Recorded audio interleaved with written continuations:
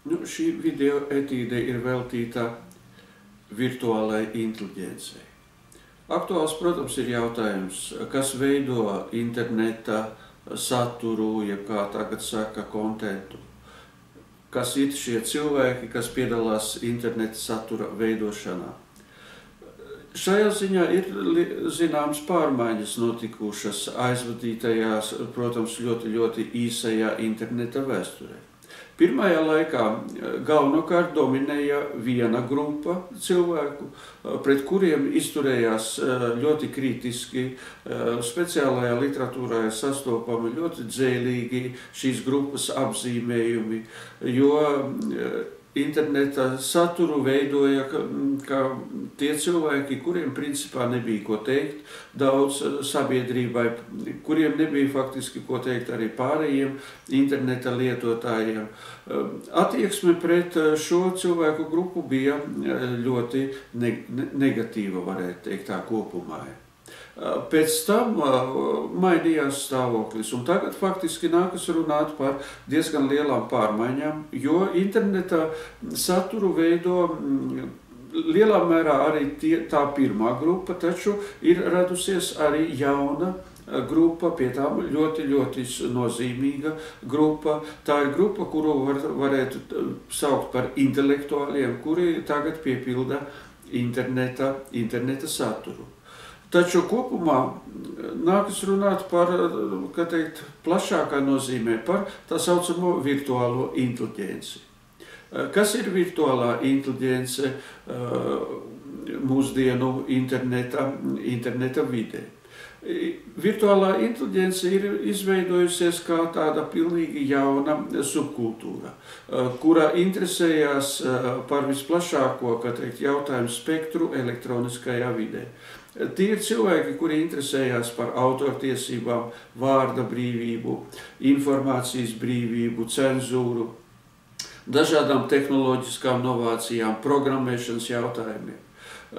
Tā ir inteliģences daļa, kura faktiski ir tā universāli orientēta.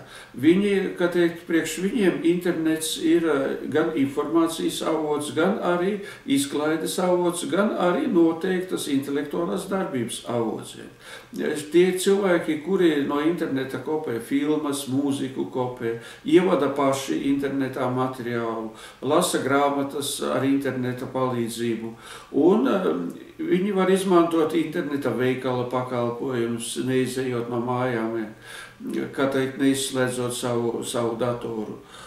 Interneta veikals šodien ļoti strauji attīstās, un šo pakalpojumu izmanto lielā mērā tā daļa, kuru mēs šodien saucam par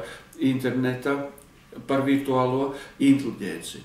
Pie virtuālās inteliģences šodien noteikti pieder arī tā cilvēku daļa, kura strādā mājās, balstoties uz internetu, izmantojot internetu, jo internets paver iespēju daudzās profesijās tagad strādāt mājās. Tie cilvēki, kuri apstrādā elektroniskā veidā kaut kādu materiālu, viņi var strādāt mājās, neejot uz darba vietām, uz ofisiem. Tie ir cilvēki, kuri ne tikai strādā mājā, bet viņi, varētu teikt tā, pat vispār var neiziet no mājām.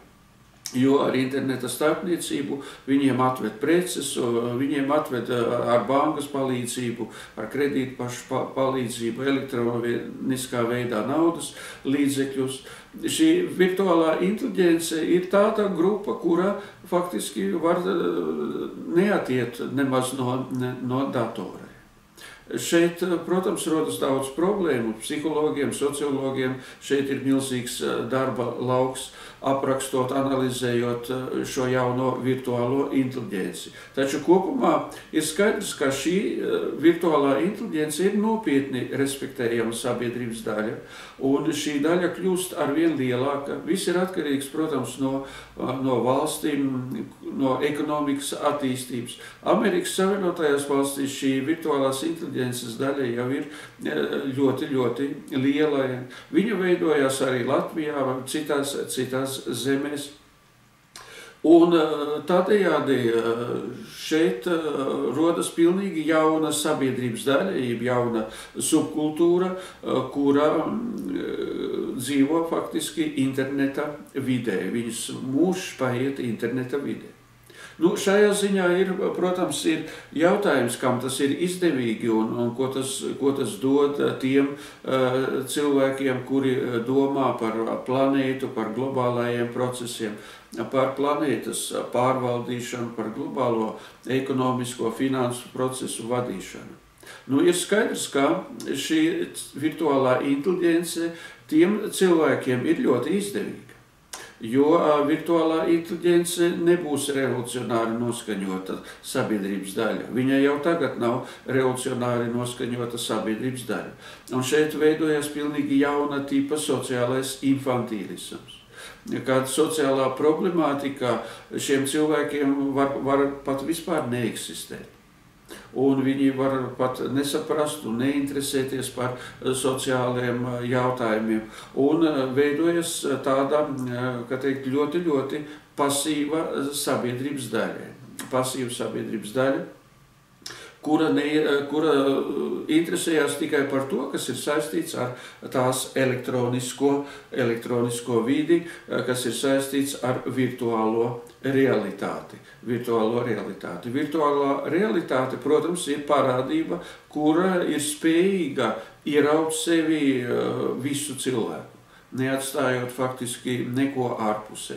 Un tam mēs veltīsim nākamo video sižetu, kurā runāsim par virtuālās realitātes jēdzienu.